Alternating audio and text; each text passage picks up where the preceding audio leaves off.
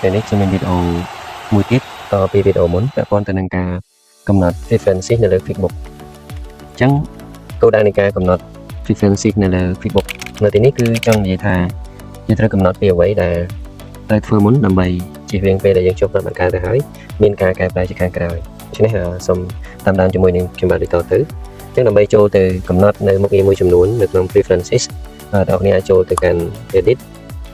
ហើយយកពាក្យ preferences អញ្ចឹងនៅក្នុង preferences ហ្នឹងគឺមានឈ្មោះជាច្រើនដែលតម្រូវឲ្យទាំងអស់គ្នា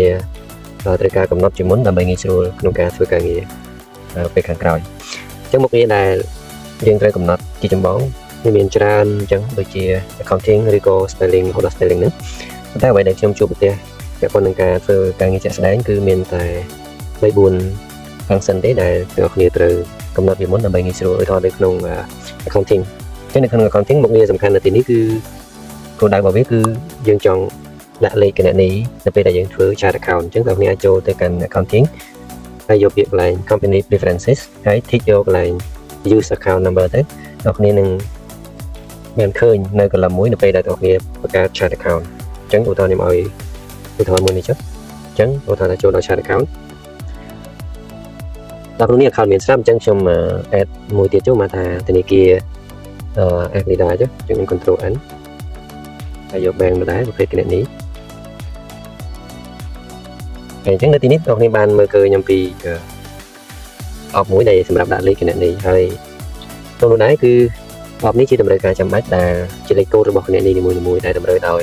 ស្តង់ដារគណនីដែរអញ្ចឹងឧទាហរណ៍ក្នុងនេះគឺមាន12